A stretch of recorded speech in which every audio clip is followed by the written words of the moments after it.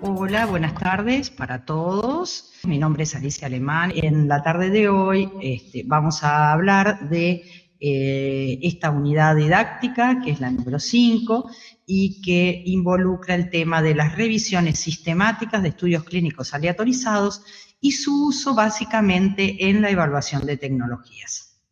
Entonces, de lo que hablaremos es de algunas definiciones que es necesario saber en relación a revisiones sistemáticas, del uso de las revisiones sistemáticas para elaboración de evaluaciones de tecnología sanitaria y de la evaluación de la calidad metodológica de una revisión sistemática. Son estos los aspectos que vamos a abordar en esta presentación. Esta unidad didáctica tiene 2 presentaciones, como la mayoría de ellas, y en la segunda parte de lo que vamos a hablar es de la interpretación de los resultados de una revisión sistemática y de la aplicabilidad de estos resultados a la respuesta de nuestras preguntas en una evaluación de tecnología. Entonces empecemos. Como ya hemos mencionado, ya lo vimos, cuando uno elabora un informe de evaluación de tecnología, recorre una serie de pasos. Esos pasos ya los hemos mencionado: la introducción, la definición de la pregunta, el identificar alternativas terapéuticas y el realizar una estrategia de búsqueda. Porque una evaluación de tecnología requiere de la identificación de estudios primarios que nos permitan responder a nuestra pregunta. Nuestra primera opción en la búsqueda de estudios, si estamos hablando de una evaluación de tecnología que tiene que ver con terapéutica o con prevención, en general es la identificación de una revisión sistemática de estudios aleatorizados.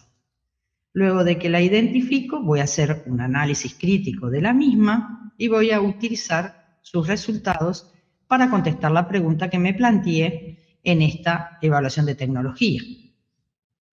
Entonces, vamos a tratar de recorrer este camino de identificar las características de una revisión, de aprender a hacer su análisis crítico y de mirar sus resultados, considerando un ejemplo concreto, que no es ni más ni menos que el ejemplo que utilizamos en la unidad didáctica 4, que tenía que ver con los estudios clínicos aleatorizados. No sé si se acordarán, pero en la anterior unidad hablamos que a usted lo habían invitado como experto a trabajar en la discusión sobre la posible incorporación o inclusión de endoprótesis vasculares para el tratamiento de aneurisma de aorta de alto riesgo de rotura. Este tratamiento tiene como alternativa terapéutica el uso de la cirugía a cielo abierto, que es el tratamiento clásico. Entonces, para interiorizarnos de este tema, usted realiza una búsqueda de reportes de evaluación de tecnología. ¿Se acuerdan que la unidad didáctica anterior lo que hicimos utilizando este estudio, esta situación concreta, usted buscaba un estudio clínico aleatorizado para responder a una duda que había surgido a punto de partida de la afirmación de uno de los colegas que decía que las endoprótesis aumentaban el riesgo de accidente cerebrovascular? En este caso, vamos a seguir adelante, tratando de ver qué respuesta o qué puede usted aportar en este grupo de expertos que pretende definir si incorporar o no las endoprótesis a la cobertura de tratamientos. Entonces usted busca una evaluación de tecnología sanitaria, no la va a hacer nueva, va a buscar a ver si hay alguna. Hace la búsqueda correspondiente y encuentra que el Instituto de Efectividad Clínica y Sanitaria de Argentina realizó una evaluación de tecnología que responde a la pregunta que usted se plantea, que en este caso sería si la endoprótesis vascular versus la cirugía a cielo abierto en individuos que tienen un aneurisma de aorta abdominal con alto riesgo de rotura, que generalmente es 5,5 centímetros, disminuye posiblemente la mortalidad, le interesará saber, o las reintervenciones, en realidad una serie de posibles efectos beneficiosos y también de posibles efectos adversos. Entonces usted, cuando mira esta evaluación de tecnología, encuentra que sus resultados, su análisis, se basa fundamentalmente en una revisión sistemática. Esta revisión sistemática está citada aquí, es una revisión de la Biblioteca Cochrane, que como ya hemos mencionado es un gran productor de revisiones sistemáticas de alta calidad. El autor establece como objetivo de esa revisión el determinar la efectividad de la endoprótesis versus la cirugía a cielo abierto en pacientes con aneurisma abdominal aórtica que se consideran aptos para la cirugía y su efecto sobre la mortalidad a corto plazo, a plazo intermedio o largo y complicaciones varias. ¿Sí? Entonces, usted lo primero que va a hacer, lo mismo que hicieron quienes evaluaron la tecnología, fue pensar en el análisis crítico de esta revisión. Primero saber si esta revisión está bien hecha y si puede confiar en sus resultados. Pero antes de ver cómo realizar el análisis crítico de una revisión sistemática, creemos es importante estar todos de acuerdo en una definición. Entonces, para esto trajimos algunas definiciones de qué es una revisión sistemática. Y es un estudio secundario, que en realidad se basa en lo que hace es buscar estudios primarios, en este caso estudios clínicos aleatorizados, y este estudio secundario busca recopilar toda la evidencia empírica que se ajusta a los criterios de elegibilidad preespecificados para responder a una pregunta de investigación específica. En este caso, nuestra pregunta es si la endoprótesis, comparada con la cirugía a cielo abierto, en pacientes con aneurisma de alto riesgo, reduce la mortalidad a mediano, largo y corto plazo y otros resultados que ya hemos mencionado.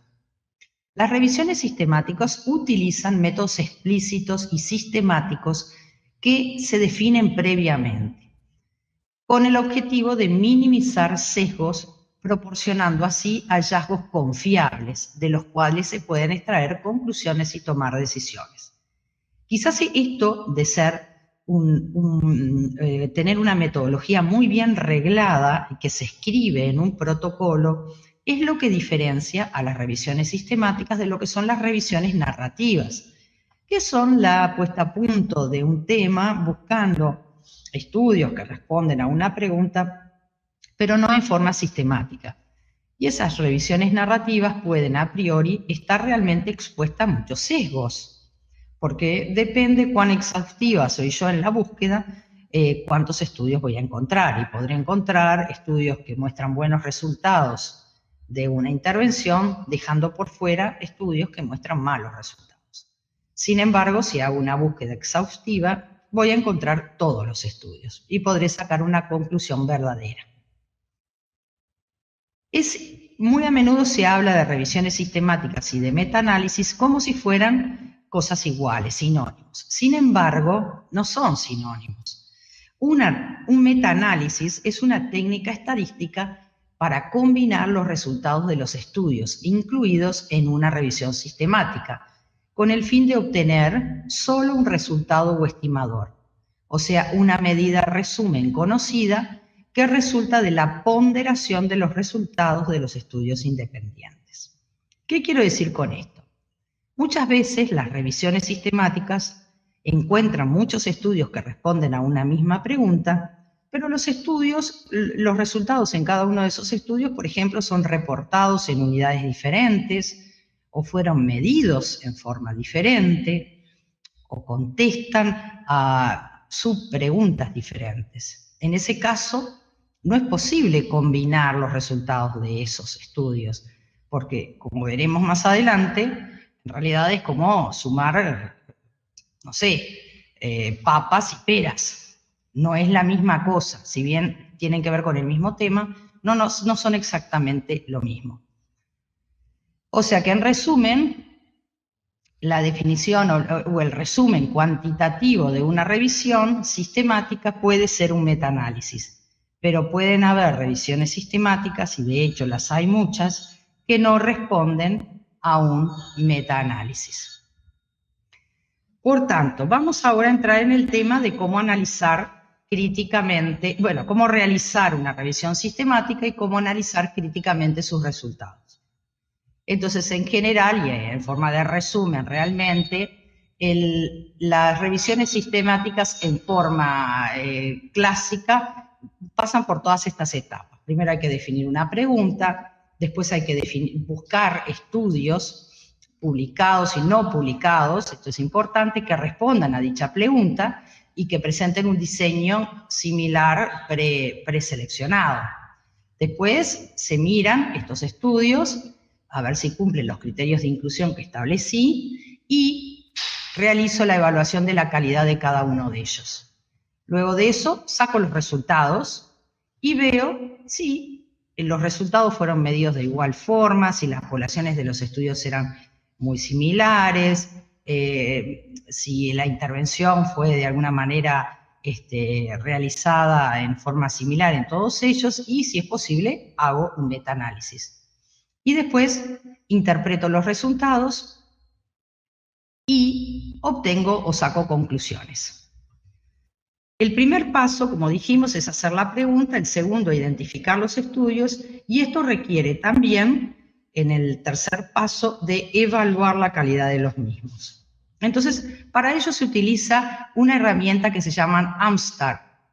Esta herramienta es de alguna manera un instrumento que tiene una serie de preguntas o consideraciones que tienen que estar incluidas en el resumen, en el reporte de la revisión sistemática, y que me ayudan a identificar si hay sesgos en la realización del estudio.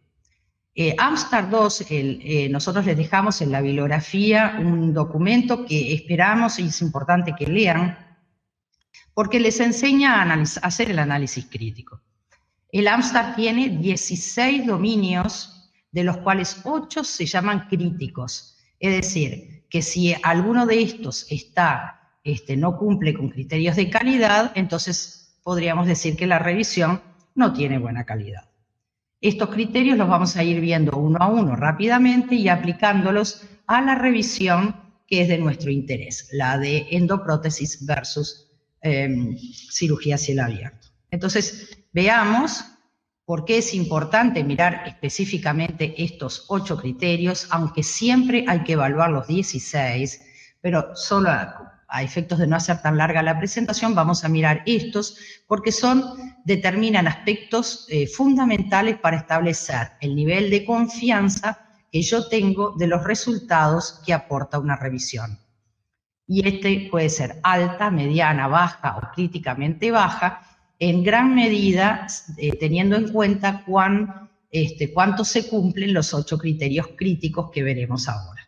Entonces, uno a uno estos criterios son: el primero tiene que ver con el protocolo.